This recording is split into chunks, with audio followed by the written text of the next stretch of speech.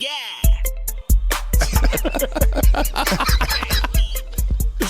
with me. Hit Facebook Live so we can get started. 5, 4, 3.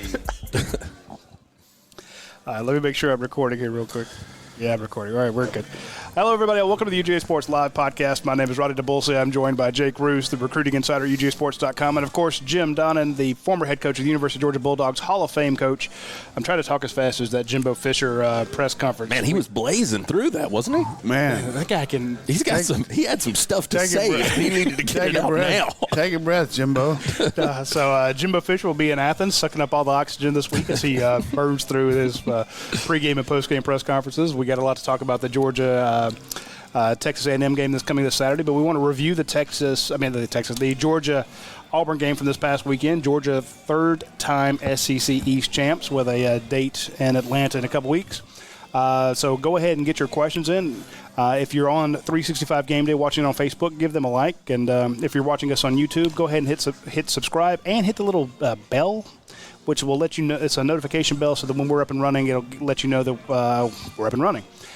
Big shout out to our friends at Athens Ford, Aaron Overhead Doors, Your Pie, Academia Brewing Company, Cable East, and Georgia Game Day Centers. Want to give, of course, we're here at Champy's on Baxter Street. Champy's hooked us up this past week when we had our watch-along show with a huge platter of food. It's fantastic. So thanks to the folks here at Champy's. If you're coming into town this Saturday for the 3:30 game, you want to kick your tailgate off really well, swing by Champy's and pick up one of their giant boxes of fried chicken. You'll be the star of the tailgate, I guarantee it.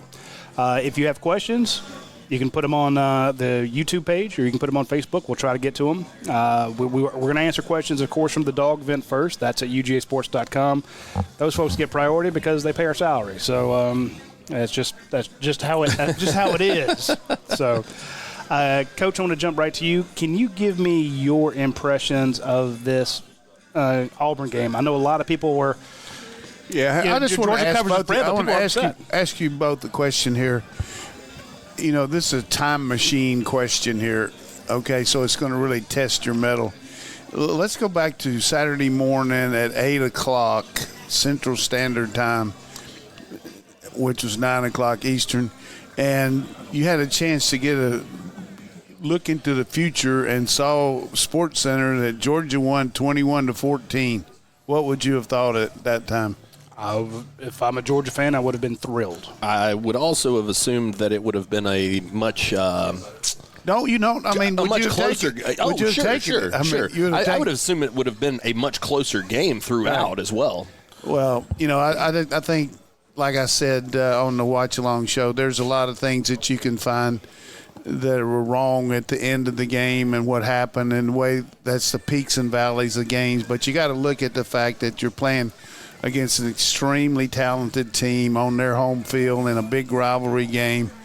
And, you know, we just didn't put the clamps to them. That's all it was to it. We had a chance to, and we didn't, and they came back and made it a very interesting game. But a couple stats here. Do you realize that Gus Malzahn now has lost the last 5 games he's played against the Eastern Conference opponent?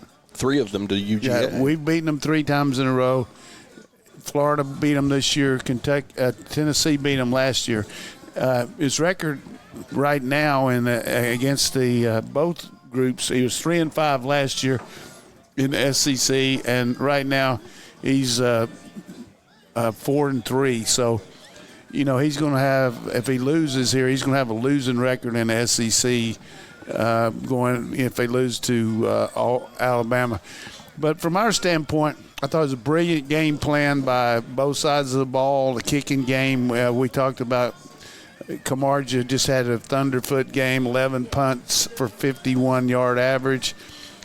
We kept them bottled up the whole game. And rather than go into all the things we did good, because I know this whole goddamn show is going to be about the negative bullshit.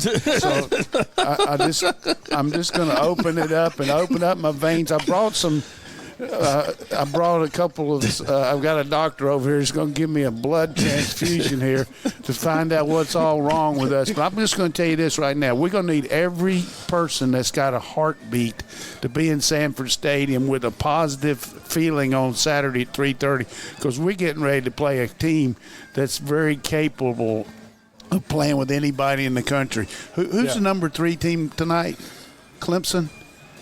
Is that right? You think Clemson will be number 3? Yeah, very possible. They played at Clemson, lost 24-10, and their quarterback played terrible. They lost 24-10. They lost to Auburn in a very tight-fit game, and they played Alabama very close, scored a lot of points on them.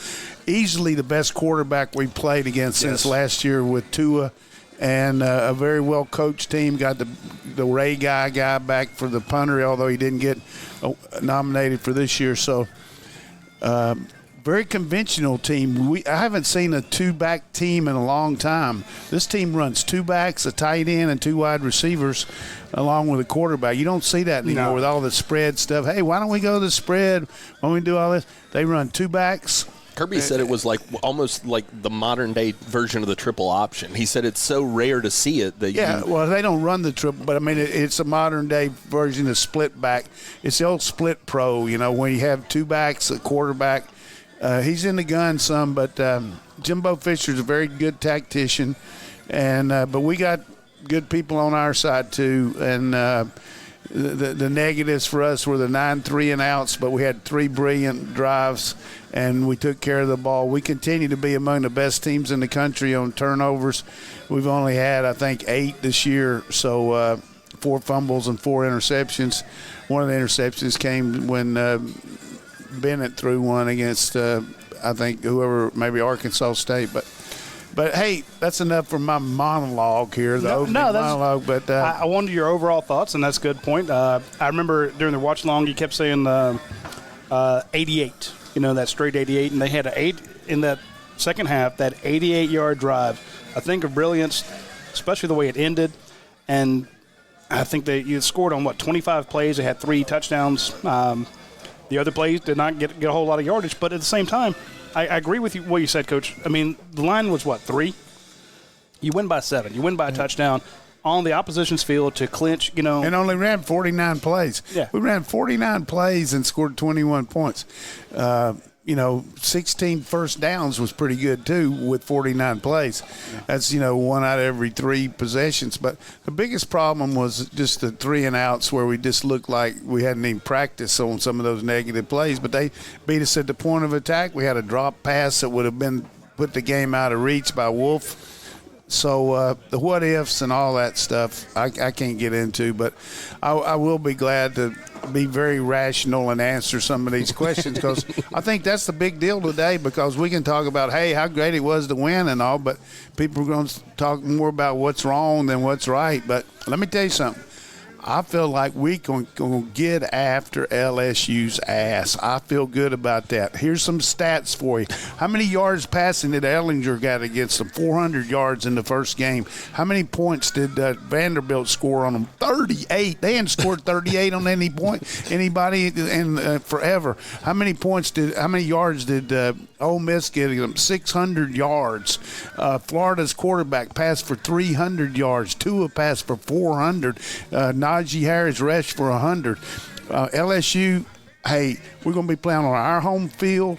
We got to burn our saddle from last year. I can't wait to play them. But the problem is we got to play A&M first, and A&M makes me worry as much as I've worried all year. Do you think, though, that this will be a good test for that high-powered offense that we're seeing out of LSU? I mean, altogether different. I mean, they're RPO altogether. They take the ball, throw it quickly, and all that. This team, you watch them. It looks like they're going to get a delay of game on every play. They get down to the last millisecond trying to get the perfect play, running looking at you and all that. So we're going to be dancing around on defense, doing a lot of stuff, but they wait to the last second to snap the ball. I hope that we get a quick trigger in there and get a couple delays on them, but they're a slow-paced team. Now, occasionally they'll come out and fast it, get after it, but you got to remember, this guy's coached some Heisman Trophy quarterbacks, some first-round draft choices. Jamarcus Russell, Jameis Winston. He's a very good offensive coach. I mean, among the best that there is out there. And I think when you look at their team, they're ranked in the top 25. They're going to be a big win for us as far as the getting in the playoffs, too, because that'll be our 4th win over a top 25 team. Well, and they've a lot has been made of Texas A&M's schedule this year being one of the toughest in the nation. Jimbo, there's a balance between making $7.5 million and your schedule. That's the good news. We're going to pay $7.5, but we're going to give you a schedule where, they got a possibility of, if we beat LSU and them and we're in, they will play 3 of the 4 teams in the national championship picture. They would have played Clemson at Clemson, LSU at LSU, and Georgia at Georgia. Damn. Now, That's a murderer's row. And, he's called up Ohio State and is trying to play him next week, but they can't play him. That's a schedule, man. What are y'all doing next week? Yeah, 7-3 on the year for them, 5-2 at home, 1-1 away. That's tough, man. There's no doubt about it. They've only played 2 road games so far? They've yes. So they got 2 finish up the year. Finish up with 2. They got to go play at LSU. So they're playing the number 4 team in the country and the number 1 team in the country back-to-back away from home. That's the way to finish your schedule. That's the anti-Alabama right there, folks. The Alabama's not exactly. Don't be talking about Western Carolina Catamounts. I'm so sorry. My apologies to the Catamounts. I wonder how much they're paying the Cats to play that game. A healthy sum, I would was about to say, right, I think the going rate now is like 1.2 million. Yeah, the Catamounts, the Southern Conference got 2 big games there. You got Samford Bulldogs going over there to play Auburn, and Western Carolina playing at Alabama. So I don't know if the conference gets any of that, but that's 2 pretty big money games. Yeah, two pretty big paychecks. Coach, I'll go back to watching what Georgia's done this year. Some of the quarterbacks they have faced, a lot of second-string quarterbacks, a wide receiver who was playing quarterback, a freshman quarterback in Bo Nix. Now they're taking on a guy who, by all accounts, is lights out. As you said, it's one of the most dangerous quarterbacks out there. How do you stop Kellen Mond? Well, here's the thing about him. You got to realize that he's a very accurate passer, and he's got a good arm, and he's got height. But the thing that worries you about him is his mobility in the pocket. He can step up, avoid the rush, and he can hurt you with his legs. He got 40 yards rushing last week against South Carolina, so he knows how to bounce around in the pocket, and he knows how to find the second and third receivers. And he's got a very good running game now. They lost a good back off last year, but they got this Spiller kid who came in. You could probably tell us about him. How high was he recruited? He's their number 1 running guy, and they're really raving about how good he is. Not any kin to C.J. Spiller, I don't think, but Isaiah, yeah. He's really turned it up for this team, and they run the ball just good enough that it makes their play-action passes. I'm of the word that maybe if Dwan Mathis is healthy enough that maybe he can simulate him and practice some this week to help us get a look at this guy's quickness. We got Priestley that can do that too, but this is a difficult team to play, but at the same time, it'll be a good test for us to keep our mind on what we got to do to get ready for, of course, Tech and then LSU. But what can you tell us about Texas A&M's defense? You look at their offense. Kellen Mond's big. A team, they had 2 rushers go for over 100 yards against South Carolina, a team that Georgia just could not get in gear against. Granted, Georgia had a lot of offense, but they had a lot of turnovers. So they were quite successful. South Carolina just never was on the field on offense enough. Their defense got worn down. They kept punting them in back situations, and they got 3 points right before the half. But defensively, they got this number 52. I can't pronounce his name, but he's really a disruptive player. He leads the nation in negative yards accounted for between the lost yardage runs and the sacks that he has. So he's a lot like Kinlaw for South Carolina. It's hard to make comparisons. I think it's a combination of Notre Dame, South Carolina type defense. It's not an Auburn type defense where he just got everybody. Those 2 corners from Auburn, man, those, hell of a game. They're going to match up with Alabama, particularly with Tua not playing. But I think their defense is comparative to a good solid defense. Don't have a lot of great linebackers making all these tackles and all, but our running game should be better against them than most people would think because, hey, they beat South Carolina and all that. But our running game was good last week. I mean, you got 140 yards rushing. I would take that any day of the week against Auburn. Yeah. But the problem was the negative plays. But, when you go up to bat, if you get 1 out of 3 hits, you're a hell of a hitter. Yeah. Well, we got 1 out of every 3 plays we did pretty well on against these guys. And I'm not just being optimistic. I'm being realistic. It's just I've seen a lot of good defenses in the SEC since I've been watching this last 30 years. But I'm just telling you, this Auburn defense ranks right up there with any of them. Yeah, actually, I noticed that Kirby Smart, in the middle of his comments yesterday, was talking about the Auburn secondary. I remember he's talking about the Auburn defense, and he stopped. He's like, those quarterbacks, they're a lot better than a lot of people thought. And I think that was an eye-opening thing. Plus, they hold. I mean, they play good, and then they cheat. That is true. As you say, there were some. You did see a lot of Georgia wideouts hopping up. Looking to the officials. I tell you what I thought was really good in the game, though, was our ability.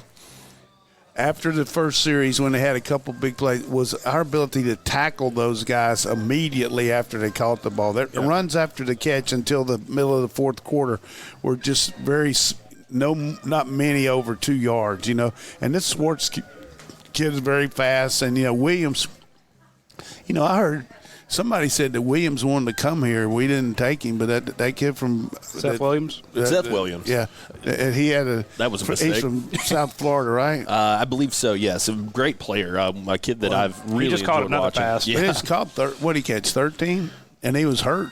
I mean, he caught 13 catches. And shout out to Bo Nix too. I thought that he played a really strong game. That kid's going to be a hell of a player. The guy's a good player, and he really came back from a horrendous game, overall, with the fumble and some things that happened to him. But the one thing that we talked about would be the difference was the 3 throws that our quarterback made, the one to Don Blaylock, where he read the middle of the field, both the quarterback and the receiver. We got to read there. If the middle field's open, you go ahead and take the deep shot. If it's closed, you break it across the middle. And it was a read, and Dom saw it, and he went over the top, and Jake hit him right on. It was a tough catch, but it led him enough where he could catch it. And then the 2 touchdown passes, he led Harrion perfect and Wolf perfect. Well, you got Bo Nix on 4th and 2 when the band's playing at Jordan-Hare Stadium and everything's on the line. He took the gas, man. I mean, he took the gas. He threw a bad pass. It's happened to me. One of the worst things can ever happen to you. You got this guy wide open. All you got to do is step and throw it.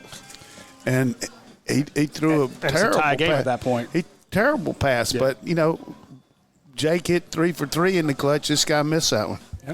I do want to point out something else Kirby Smart said in the press conference yesterday. He was asked about his offense, and the to me, if you told me go back to your time machine hypothesis, if you said, hey, Georgia scores 21 points this game, I'd be like, okay, I'll take that, because I was predicting, like 13-10 game, with 2 great defenses.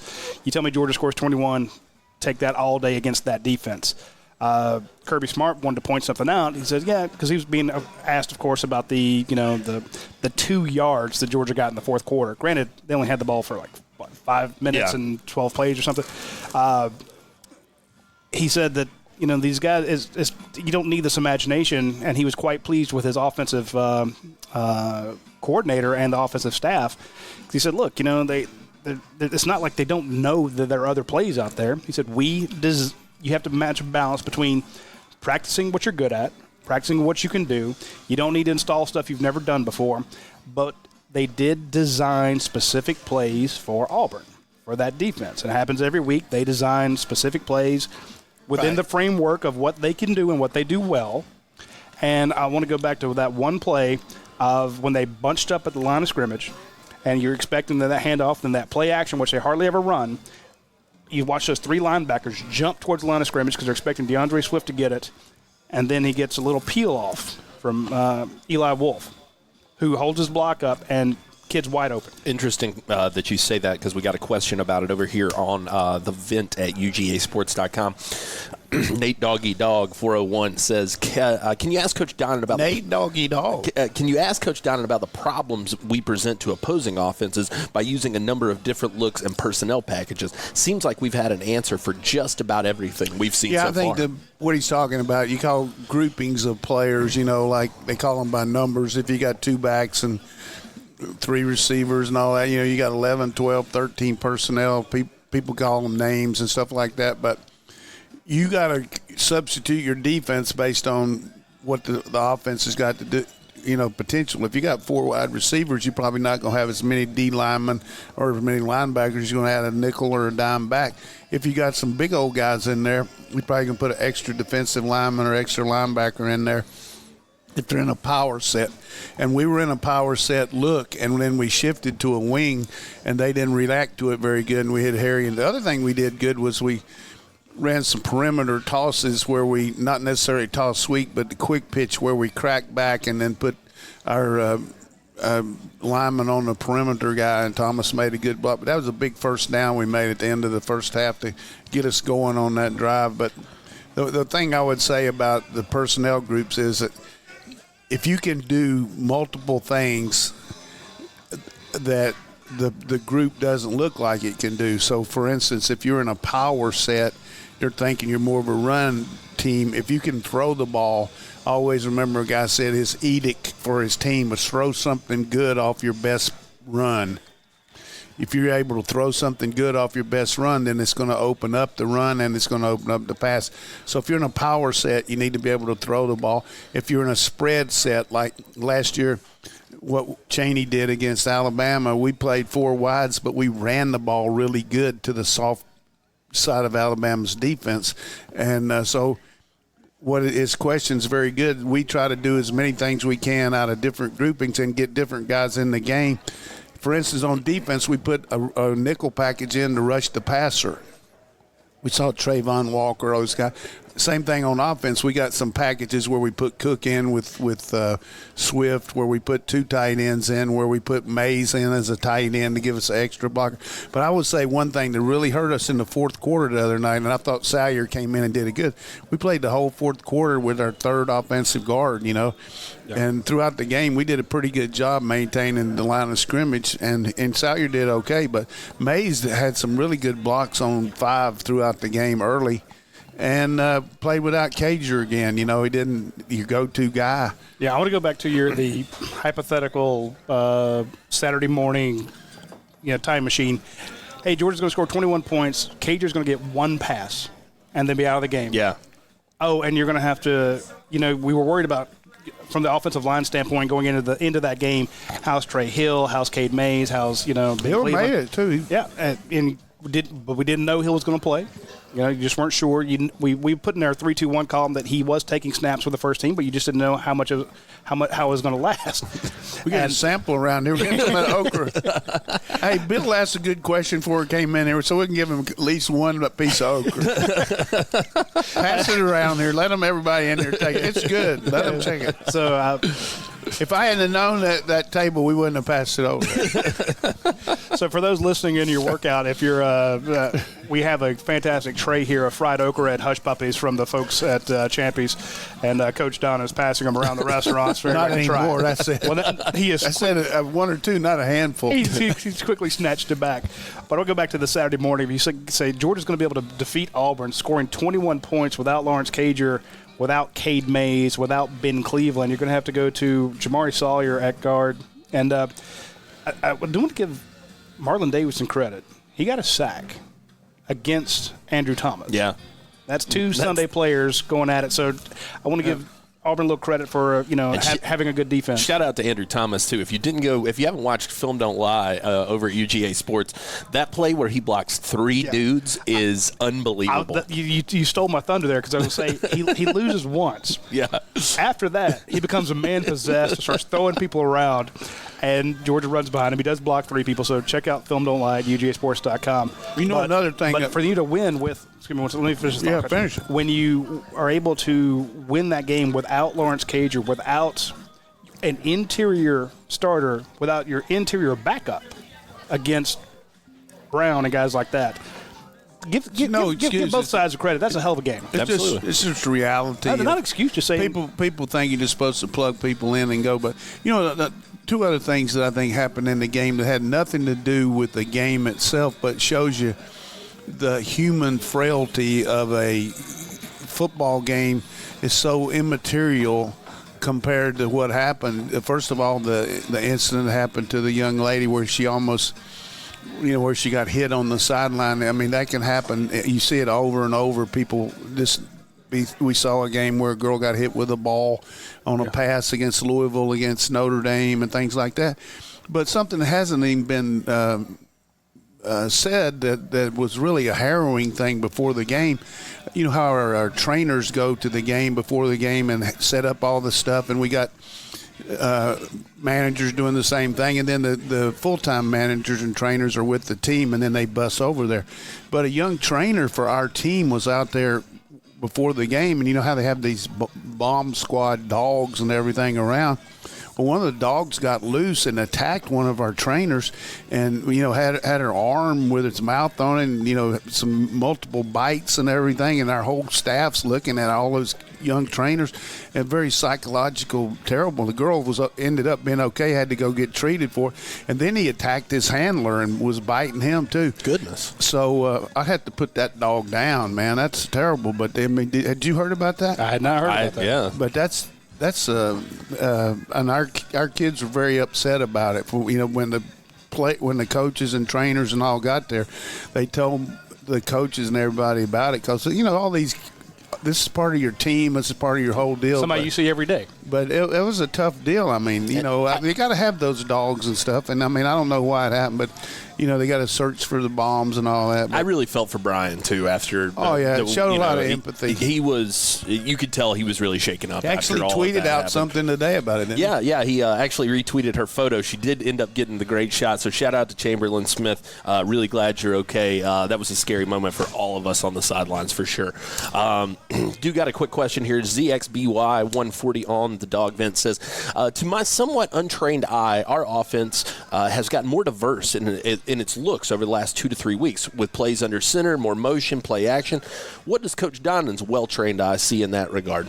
Yeah, I think we've probably been under center a little bit more. It's easier maybe to get some play action under center because you're taking the ball off the line and bringing the guy closer to the line to hand him the ball. But they can't see you as good. There's more disguise there. And we have used, like we mentioned, some quick outside plays, toss, and we ran a couple reverses.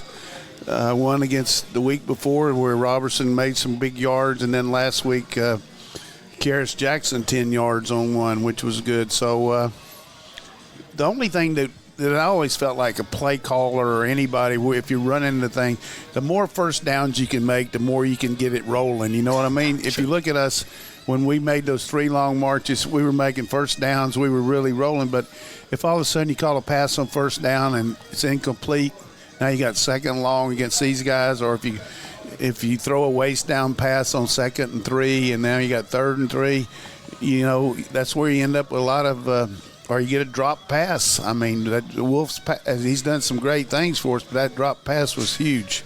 That's a tough one. Hey, before we get into the other questions here, I want to give a big shout out to our friends at Athens Ford. They take good care. Sorry, hit the wrong one. Trying to mute somebody else's mic. The Athens Ford folks take great care of us, and they have 1,300 vehicles on their lot right now. But I want to tell you about the specials they have. There's a ton of them. If you go to athensford.com, they'll give you that $500 off coupon right off the bat. And you can get the 2019 Ford F-150 XL 101A STX Super Cab for $26,495. Basically $8,700 discount from Ford, from Athens Ford, and then a manufacturer rebate of $6,000. So, I mean, over $14,000 off a 2019 Ford F-150.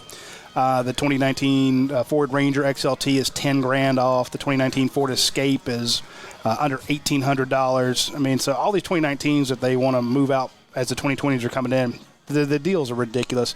2019 Ford Expedition, if you want the big one, the XLT, you can finance that for 0% APR for 72 months for qualified buyers. 2019 Ford F-150, 0% APR for 72 months for qualified buyers. 2019 Ford Escape, 0% APR for 60 months. So you're either getting $14,000, $10,000 off, or you get 5-6 years of 0% financing for qualified buyers. Plus, all of them come with that lifetime powertrain warranty. So hit up our friends at Athens Ford. Holidays are going to be on us. You need a new vehicle to go over to Grandma's house and through the woods. Go for the Raptor. Yeah, hit the Raptor. But they do a great job out there taking care of you. And if you want to, if you're someone like me who has a young son who's going to be needing a vehicle soon, or you want to upgrade, you can get that same lifetime powertrain warranty on all their pre-owned vehicles as long as under 80,000 miles, which is be like 90% of them. So hit them up at Athens Ford. All right. Strict Dog 7 with a question for me here says, right. This was, I promised I'd tell this story. Said, what details can you tell us, can you share about the halftime show you witnessed on Saturday? So if you weren't, they didn't show it on TV, I'm assuming. No. Okay. So the halftime show at Auburn was the band was playing and then they had a girl singing live. It was not good. It was bad singer. Yeah, I was not real impressed. I used the. I may have used. This is the president's daughter or something. I may have used the phrase "skinning cats." So it was. You always feel bad for somebody like that. I mean, yeah, and it was just weird. You expect better than that, but I thought maybe it was like psychological warfare, perhaps. Against Georgia. So anyway, hey, good story. Yeah, no. I had to go to a wedding one time where one of my managers got. At Marshall, got married, and they let his sister sing at the wedding. Man, she sang "The Rose," and I'm gonna tell you, it was the worst rendition I've ever heard. And Chris Selfo, was the line coach that he worked with, and he and I were there, and Chris was acting like he was tying his shoe, but he was down under the pew laughing so bad it was bad. It was a bad situation. Coop Dog 04 over on the vent with a good question says, we undoubtedly have a power run-based offense, yet our percentage of play action is 114th in FBS. Play action worked well against Auburn in the red zone. Coach, why do you think the coaching staff has placed so little emphasis on play action this season? Well, we had to play action for 57 yards the other night, so we're going to talk about that. But he makes a good point, but I'm going to make this point. When you're not running the ball good, it's hard to throw play action. You got to have the threat of the run, and so you're not running up and down the field running the ball. So you're better off running show passes where you can protect, because they're not going to go for the fakes much if you're not running the ball good. So he makes a good point, and I thought we'd be a better play action team this year because I thought we'd be higher running the ball than we are, but I look for us to run the ball very effectively Saturday. I mean, I'm going to tell you right now, what time is it? 12:35. We're going to run the rock Saturday, and people are going to enjoy it. We're going to run it, but we're not going to run up and down the field. They got athletes, and they can tackle, and it's just going to be a question if we can get the ball to the second level. If we do, they're going to be in trouble because Swift's hard to tackle one-on-one in the open field, and it's been proven that Harrion can do it too. They got a strong secondary, too. Yes, sir.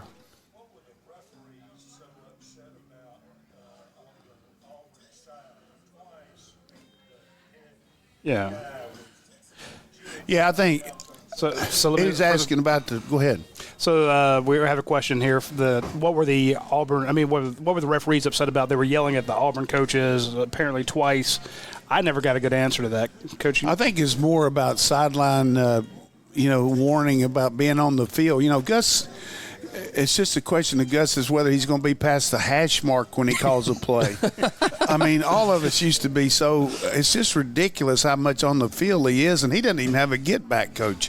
At least Kirby's got a get-back coach pulling his pants back, but Gus is out there, and I think they were raising Cain with him over there about a couple of the replays and stuff like that, but they were definitely getting after him about it. And I have seen a situation where a coach starts, he's watching the play and he starts running to his right or running to his left and damn near hits the side judge. Yeah, you got that 3 yards between the sideline and the out of bounds where the restraining area that they've got to be behind 3 yards from the side, so the outside guys, the head linesman and the side judge can go without any kind of constriction there.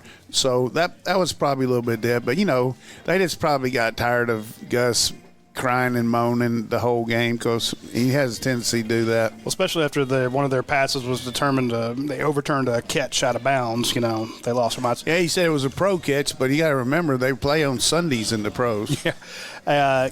Coach Jay Buchanan has a question here I thought was pretty interesting. He said, what made Georgia successful when it came to shutting down the only thing I could see Auburn running well, which was the slant? The first few drives were packed with them, and they were successful. If they're hitting the slant on you, what do you do? Yeah, I think two things. First of all, if your alignment with the defensive back maybe play shade to the inside, a little more technique where the guy's first couple steps, the first thing you always want to do as a receiver is get your alignment where you square up with the guy so you got a two-way go. So if the guy's head up on you, you're square up right off the bat. But if he's inside you, then your first step's got to come inside just to square up with him where you can get that. So we took away the inside from that standpoint. The other thing, we got our hands up in the throwing lane that made it tougher for Nix to throw the ball in that area. I thought we did a good job of disrupting his throwing lanes a little bit too, but they still hurt us some with it. But the biggest thing again was the tackle after they did catch the ball, and then some inexplicable calls that Gus said, how you like that 4th and 1 when they lined up in the Wildcat and lost 13? Guys getting paid $7 million, man. You on the show on the watch log show, you had a lot of fun with that one, and then the loss he took was, as Coach Donnan pointed out, that was 15 yards. Well, and we got a question. Do you think that Gus Malzahn will be on the sideline for Auburn next year when they come back to Athens? I would say more than likely they will, just because, of course, they got a new president coming in there. They got you don't know what's going to happen there, and the AD that's there didn't hire him, but. He got a massive buyout. I mean, it would be over almost $30 million. So, if he could beat Alabama, that would solve a lot of wounds. But, he just got one of those golden parachute deals there 2 years ago. He was doing pretty well. They won the SEC. Arkansas was after him. I mean, Jimmy Sexton just pulled a sweetheart deal for him. I mean, guy getting $7 million, and he got Chad Morris the job at Arkansas at the same time, and just ended up being not too good for Arkansas. But I would say there's enough people at Arkansas that feel like Gus, even though he would be good there, feel like he used them in the Arkansas Auburn thing, that maybe they won't go after him. But I'm hearing they're really looking hard at Lane Kiffin. Really? That would be – I bring Lane back to the SEC, man. I'm all about it. I love it. I did want to give a shout-out. Not for Auburn, but I'm talking about Arkansas. Yeah. I did want to give a shout-out to our good buddy Jim Dixon, who's here from North Augusta, celebrating his 34th wedding anniversary here with his beautiful wife. How you do that for 34? Put up with him for 34 years. So, that's a good deal. Thank you guys so much for coming in to see us today. We really appreciate it. You really rate the guys celebrating, the guy and his wife are celebrating their anniversary on our show. Yeah. I think they're celebrating it here at Champions because of the good food. Nothing to do with us. He knew we were going to be here, though. Yeah, he did. Well, they've been watching it for years, so we appreciate it. Yeah.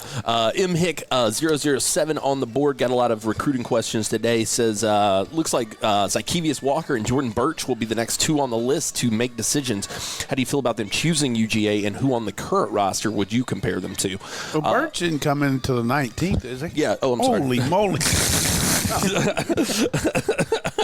Did it irritate you? December 19th for Jordan Birch. Zykevious Walker, great update from him at UGASports.com with Chad Simmons today. Basically says he's about 80% that he's going to make a decision next week. That's got to be good news for Georgia, considering he's coming off of the Georgia official, I think. Look, we've been predicting him to Georgia forever. I don't see anything. I would say that's pretty good there. As far as it's another guy, too, like Trayvon Walker, right? I agree. I think that Trayvon Walker is a good comparison. Tyler Clark is another guy that comes to mind when I'm thinking of Zykevious. That's two different bodies.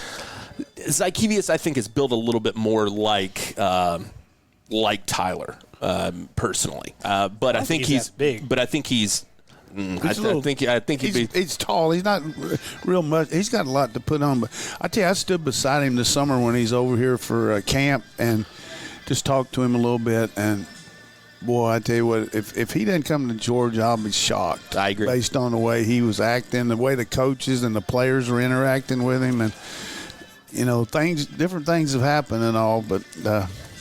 I do like the Trayvon Walker comparison. I think he's going to be pretty big. But what about Birch? Now, Birch is – look, we've talked about him a lot on this show. Anybody who tells you that they know what's going on with Jordan Birch is lying. I mean, that's just December 19th is when he's going down? December 19th, yeah. That's when he's going to announce his decision. Going to be interesting to see if he makes it to Georgia this weekend. They got a state championship game this weekend, so I don't know how that's all going to shake out. But maybe they get him in afterward, something of that nature. Birch, to me, though, the biggest enigma in the well, I'd say the biggest enigma. I forget Zach Evans is in this class too. Two tough ones this year. Birch, though,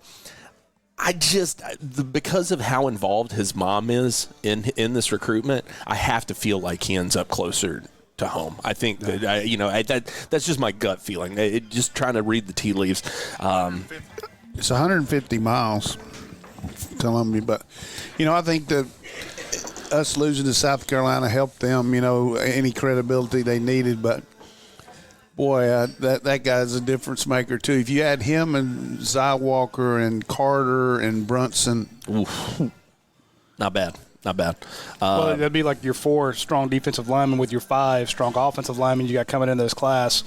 Yeah, you want to talk about good on good. That would be definitely some great matchups. 2 years from now, when you're watching those one-on-ones, you'd be like, holy crap. Dog885 says, Joe Moore semifinalists were just named, and we are among them. Do you like our chances to win the Joe Moore Award this year, Coach? For the O-line? Yep. I think we're going to have a hard time just because we haven't made that many yards compared to some of the other lines. I'm talking about overall. We just hadn't been a high-scoring team, but we definitely should be considered. But just the inability to get the whole line together, we haven't played all year with the whole line, the whole game. There's always somebody hurt. So many injuries. And so many things. But, I think we're definitely among the best. Who's the other ones that are up there for it? Let me go see about that. Alabama's up there. Oklahoma's up there. Oklahoma. I would assume that if Oregon. Oklahoma wins, it's fixed. Ohio State. Ohio State's got a chance because they're Oregon, Washington, Wisconsin. How many they Clemson. got? 10? Let's see. This is from Cole Kubelik, our buddy over in Alabama. He's got Alabama, Clemson, Georgia, Ohio State, Oklahoma, Oregon, Washington, and Wisconsin. Well, Wisconsin's up there because they got a good running. Oh, and Kentucky. My apologies. Kentucky, they got a good line, but I would say you can negate Oklahoma, Clemson.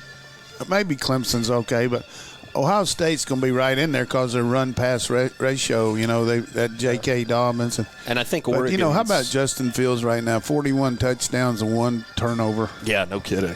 I think Oregon's got a good shot, too, just having Penei Sewell, one of the best in the nation. No, that's going to be your number 1 offensive tackle taken in the draft. Yes, so. I agree. How do you pronounce his first name? Penei, like the pasta.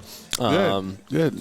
I've been calling him Peeny for years, but his dad said Penei. So that's. They got a guy playing right tackle called Nickel Johnson. Dylan Brooks says over here. Penny and Nickel.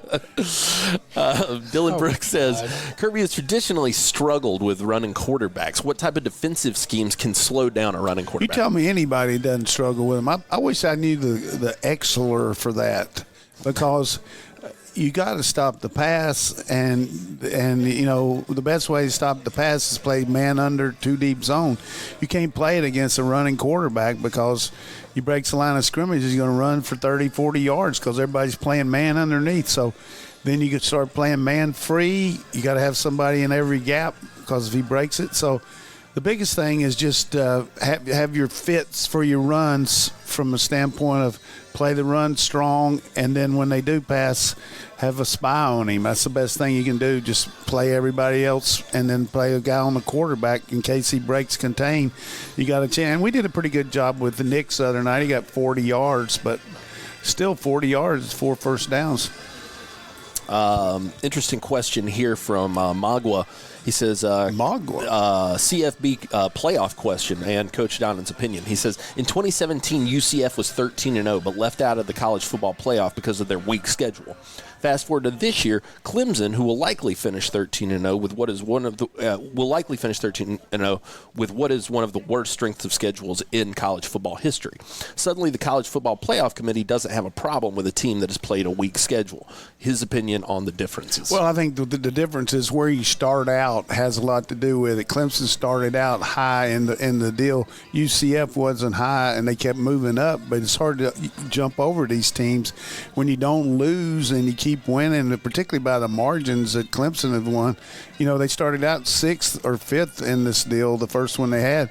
UCF had such a long way to go regardless. I mean, there's no way you can justify Clemson's schedule compared to some of the others, but unless Clemson just has complete meltdown, they're going to be in it. They're going to be at least 3, and then there's going to be a situation there more than likely. You're going to have Georgia and LSU 1 and 4 playing, and you're going to have if we beat LSU, then you're not going to drop them out, I wouldn't think. No, I don't see that happening either. I do want to point out something about strength of schedule. It is not – you have your win-loss records, and you factor in your strength of schedule thing. But the committee's job is to come up with who they think are their best 4 teams. Strength of schedule is a part of that. I think if you hadn't played anybody, then maybe you're a bit overrated. But they're looking at it. If you put in UCF and you put them up against Alabama, what's going to happen? If you put in Clemson up against Alabama, here's what's going to happen. If you put in Clemson versus LSU, here's what you think is going to happen. A UCF versus an LSU. So it's not just strength of schedule. And I get Magwa's point, and he's been around a thousand. He's right. But let me ask you this. I talked to a guy from the Big 12s the other day, and he was talking about, hey, we're just not going to make it. And I said, yeah, more than likely. I said, but you take any of your teams, and they play the schedule that Auburn's played, do you think they would have had a better record than Auburn? Yeah. I mean, could Oklahoma beaten LSU at LSU? Could they have beaten Texas A&M at Texas A&M? Maybe. Could they have beaten Florida at Florida, Georgia at home? I mean, these guys, the SEC is brutal. Sans the bottom 4. Yeah. Sure. But the Ole Miss got 600 yards on LSU, but Texas got all that yardage. But I just think strength of schedule is one thing, but strength of who you're playing against in your league is important too, and that's going to hurt. It's going to hurt Oregon if Alabama beats Auburn. Then you're going to look at Oregon might win the Pac-12, although I don't know if they can beat Utah. And then Utah's going to have that loss to Southern Cal. I don't see somebody from the Pac-12 getting in there. Here's the biggest thing that I'll go out. What time is it now? 12:50. 12:50. I'm going to say that Jim Delaney retiring from the Big Ten, there's no way they're not going to go – they're going to go 3 years straight without having a Big Ten team in there.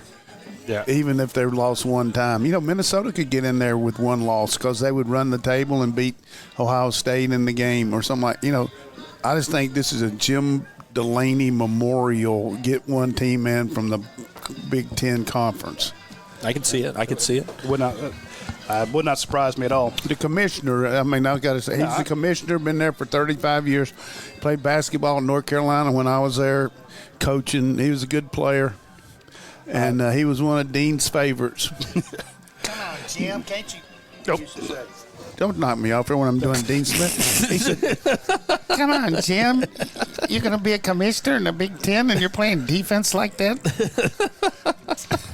No, that's appropriate. I've got another impression request for you here in just a second. All right, let me tell them about our friends over at Air and Overhead Doors. we talk about the stuff they can do for your house and how they can take care of you. Also, if you have a commercial business that has a garage door in it, they do commercial work as well. They can put in a new commercial garage door. They can fix your commercial garage door. They can fix your garage door opener, especially if you have some of those really big ones, that you're kind of nervous to try to fix it yourself. Call our friends over at Aaron Overhead Doors. They will take care of it for you. You can book online. They will come out for free, check it out. They guarantee their work. Fantastic customer service. Huge Dog fans, by the way. They're still running the deal. If you are a Georgia fan, and a lot of Georgia fans run businesses. If you need some help with your commercial or residential garage door, hit them up. Let them know you're a Georgia fan. They're going to give you 10% off. I don't know who else does that just based on your fandom, but that's pretty damn impressive. So hit up our friends over there. And also before you do your impression, I want to give a big shout out to our friends over at Your Pie. They take great care of us. We're going to probably have them for our watch-along party this weekend. We'll bring in some Your Pie because they have the pastas, they have the sandwiches, they have, of course, the custom pizzas that they make. We'll pick up a bunch of those and bring them by this Saturday and hit up sit in Coach Donnan's bunker down there in the nice recliners. What kind of pasta they got? So I got to be thinking about it right now. So it's like the pizza. You can customize it. You can kind of do anything you want with it. So you walk in, you tell them the style, and then here's all the toppings you want on it. And then while you're, of course, getting your drink, they pop it in that oven. Comes out perfect. You've had one. Good. So whatever you want on it, just let me know. I'll tell you something that I thought was good about Your Pie. Brendan Todd just won the golf tournament there in a play. He won by 1 or 2 strokes. And, he's been up and down, but he's won the last 2. But he was reflecting back on his career's kind of gone backward here the last few years. But he's built up a little money, and he and his wife were talking about what they wanted to do to focus on going forward, and they were really considering opening up a Your Pie. I mean, that's a real tribute to our guys. I mean, hey, if you can't be a pro golfer, be a Your Pie owner, boy. I thought that was terrific for our people. I'll tell you, one of my heroes is Bob Rosato. He's a professional photographer. Has been down on the sideline, worked for Sports Illustrated and all these other companies for years. My best picture is not as good as his worst photo. I mean, Bob is a fantastic guy. He created a giant company, sold that company off, a stock agency, that does all this work for, people. You've seen thousands of his work or his photographers. And what does he do? He goes out and opens up 2 Your Pies. Why not? Smart guy. So he's pretty big. So I'm going to give them a big shout out. So a lot of people, I had a request for you. Somebody said, Coach Donnan does Orgeron very frequently, the Orgeron impression. He said, what about Joe Kynes? Do you got some Joe Kynes for us? You got some Joe Kynes story? I can't do Joe, but he was good, boy. He talking about the inside trap, when he was talking about they couldn't stop the inside trap. But Joe's a good man. He was a good coach. And had a real tragedy there, losing his daughter in a wreck there a few years ago. It was just awful. Terrible. Absolutely.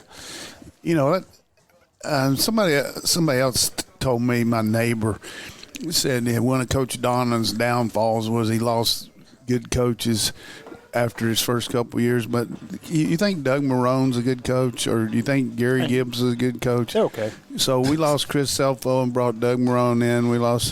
I made a bad hire bringing in the defensive coordinator after Kynes. There's no question about that. But Gary Gibbs came in. But we got, I think, 11 of our guys have ended up in pro football, and 4 of them became head coaches. So, I mean, anybody that says that just totally doesn't understand what's going on. Not bad. But my biggest deal, we lost the Tech 3 times, man. You can't do that. No, that's.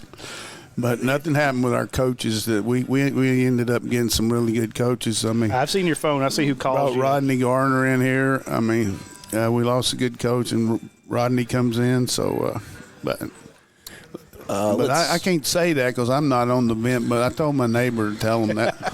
Another good question here from Dylan Brooks. Does Texas A&M have the run defense capable of slowing us down at all? Can we pound the rock, or do we need to be balanced against them? They do. They can slow us, particularly if we don't block them the right guy. They're a well-coached team. Their defensive coordinator was at Wake Forest and was doing a good job, and they recognized that at Notre Dame, and they gave him a big ticket to go to Notre Dame. And then when Jimbo came in there, He just offered him a big ticket to be his name's, I think, Elko. Made him the defensive coordinator out there for about $1.5 million. So, guy's gone from, being the defensive coordinator at Wake Forest 3 years ago to making about $1.5 million. He's a good coach. That's impressive. Dante Edie, I hope I said that right, says, Coach's razor call was epic during Saturday's watch-along show. The razor? Yeah. Cut their throat? It's a razor. Yeah, that's what I mean, razor, cut their throat. That's what we used to say. We will, again. We also used to say cut something below the waist, but begins with a B. Go ahead. We were admonished to, as Coach Smart was admonished for his comments after the game dropping an F-bomb on there. Somebody during a watch-along asked us to watch our cussing, and I will do the same. We didn't use any F-bombs. No, we did not, but I dropped a word or two that I'll apologize for. Sorry. Did you ever watch Carol Burnett? Oh, yes. Sorry. You Greatest show ever. We haven't talked about that, Coach, but I'm interested in your thoughts on that. Kirby, that was kind of the headline of the weekend was Kirby dropping the bomb. Kirby is who he is, and you're on the stage there, and they're asking you about if you say, hey, yeah, we went and celebrated, we're glad to win the East, but he's got to be focused on this next game. I mean, as good as it is to win it, you got to understand that we're trying to get the whole package here and get to the playoffs. So if he said that, it was a slip, but if all of us have made mistakes like that, and I think. If we want Billy Graham in here to coach, we ain't going to get Billy Graham. Kirby's going to say some words that you don't like. I'm telling you, that's just him. And the players will tell you that too. I thought it was a genius piece of marketing, to be honest with you. I thought it was good. But, fans loved it. It's just a different word nowadays than it used to be as far as people using it. And I don't know why it should be, but it should be accepted. But a lot of people say it. I don't understand it. Because it's an adverb, an adjective, it's a verb, a noun. I mean, it's all these different parts of speech, and you can be used interchangeably with a lot of other words. Speaking of watching the game and interesting language, this Saturday we will again have the watch-along party with another chance to win $100, $100 gift card. All you got to do is tune into our YouTube page and check it out there. If you're not going to watch it if you're not going to the stadium, of course you can swing by Champy's or stay at home, and you basically put the show on your TV, you watch the game, and then on a laptop or a phone or a tablet, you tune into the YouTube show. If you can pause your TV 10 seconds, we'll be matched up. If not, you can see the score and then watch our reaction to it. And I guarantee you the coach's reactions are fantastic. What happened with the Elvis pillow?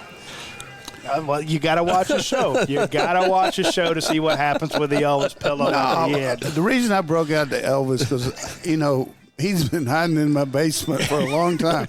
And he said, he's not dead, folks. He said, at least let him know that I was happy for a Kirby winning, And so I just had to break out the Elvis and say how I was wanting to know that the stage was bare and Gus was standing there with emptiness all around. If you can't come back to us, then you can bring the curtain down, Gus, because you are history.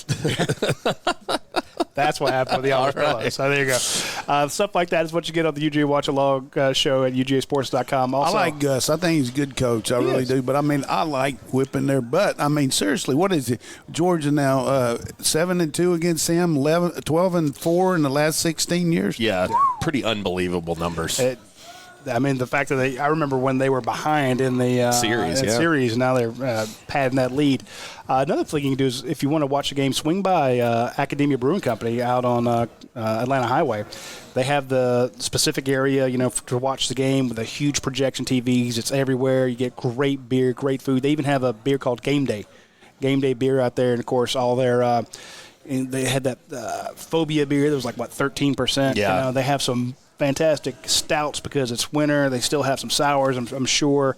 Of course, their IPA, their Hopperdesiac, their IQ IPA, fantastic beers all over the place out there. So swing by our friends at Academia Brewing Company on game day. The best food you will find with their chef, so hit them up. All right. Prediction. How do you think those Ole Miss fans felt with old Gus, with old Coach Ogeron coming back there, a guy that won 3 games for them in the conference and just kicking their butts like that in the Grove? I saw a great piece with him yesterday. He was sitting down with Tom Rinaldi, and he said, for me it was. He said, I wanted everything to be perfect at Ole Miss. He said, I wanted everybody to be in my image. He said, you just got to get people in the spots. And, he just couldn't delegate. He didn't have a great team either. I mean, they weren't that talented. But you don't go for it on 4th and 4 on your end of the field against your arch rival when you're ahead. No, I also want to know what the folks out at USC are thinking. Yeah, they've had a tough deal since Sark came in for him, and he was emotional talking about USC. He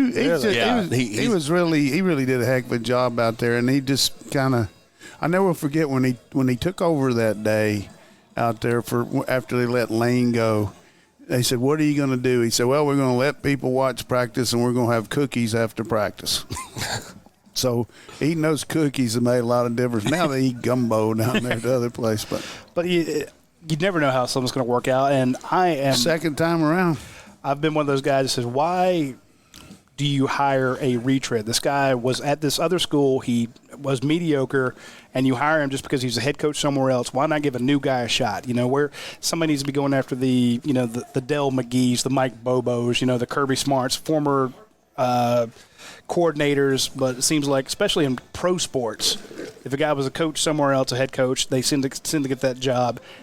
But at the same time, I'm like, you want somebody with experience. Sure. They've done it. So I contradict myself saying, why are you giving this nobody a shot at that? You're looking for the head coach. You need the best head coach out there. So he's in a perfect situation there. He's a Louisiana guy, and he's hired some really good coaches to go in with him. And, you get the players in that state. I mean, and they're having a great recruiting year right now. I mean, I saw where nowhere more difficult to pull players. I saw where Caleb Williams going down there for the A&M game, and hope we can get that plane delayed where he doesn't go. Prediction for this weekend. Let's talk mouth-watering players. Coach, anybody pop off to you? I just think Swift is going to have a chance to make enough plays that the difference in the game to me, you got 2 really good quarterbacks, 2 really good coaches, but I think he's got a chance to strut his stuff here Saturday. I'm going with Swift. All right, Roddy? I'm going to think that Georgia's going to run the ball because the secondary for Texas A&M is very good. They've lead the SEC in pass. That's because everybody runs the ball. Yeah, I'm just saying they're a joke. They're pretty good at it. So I think somebody's got to deal with Kellen Mond. Is that a outside guy, inside guy? I'm going to have to go with an inside linebacker. Give me Tay Crowder. Ooh, trying to. Put some of that running back speed to use. It's like, look, I don't say spy him, but you wrangle him. You're cognizant of where he is at all times. Now, Monty Rice coming off of the SEC Player of the Week, Defensive Player of the Week honors. Monty Rice could be the guy, but give me Tay Crowder for that speed. I'm going to go with Aziz. I think Aziz Ojolari, big, strong, fast, get in the backfield. If I'm Kellen, though, I'm going the hell away from him all day. That's a guy. That's a guy that can chase you down from the backside. Get to the game early and watch the pregame kick. Watch these 2 guys punt. If you were in a blimp or a drone and you were watching, you would think a ball machine was kicking the ball over these light poles that you're going to see with Mann and Camargo, because they're both going to try to out-kick each other in pregame. It'll be unbelievable. Georgia pull it off? Yeah, I think it's going to be difficult, but we're going to have to play our best game of the year. Roddy?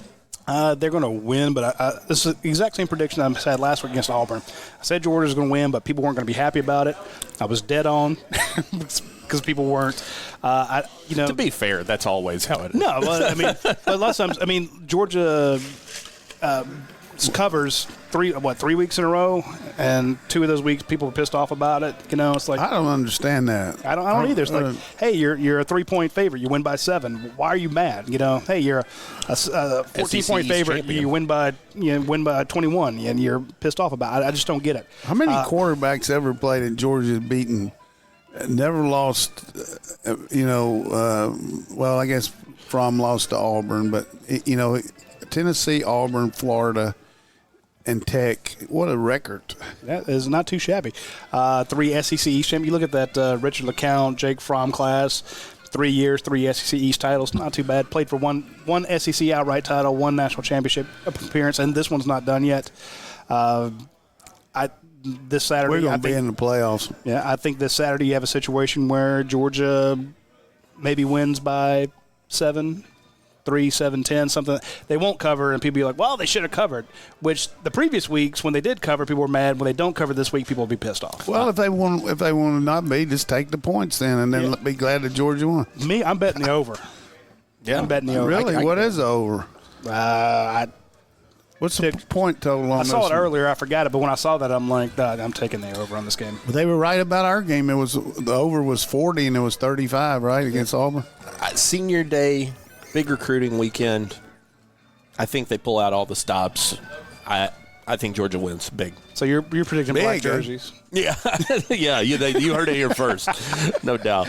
You know, the last 2 games that you've asked me, I've told you mash, but I didn't take into account the fourth quarter. I mean, we mashed Florida for 3. We mashed Auburn for 3, but the fourth quarter we didn't. I think it's going to be – we're going to need a couple things easy for us, which would make it a lot easier. But it's going to be fun to watch them. But everybody come in with an open mind. Glasses half full. Yeah. Yeah, half full Academia beer. That'll work too, because you can fill them up. All right, folks, that's all the time we have for this week. Tune in next Tuesday. We will hook you up. Want a big shout out to Athens Ford, Jeff Dixon and his wife for being in here on their 34th anniversary. Our friends over here that swiped all my hush puppies. Aaron Overhead Doors, Europe Eye, Academia Brewing Company, Cable East, and Georgia Game Day Center. And, of course, Champies on Back Street. Come by here before the game Saturday, and we will talk to you folks next Tuesday. Thanks.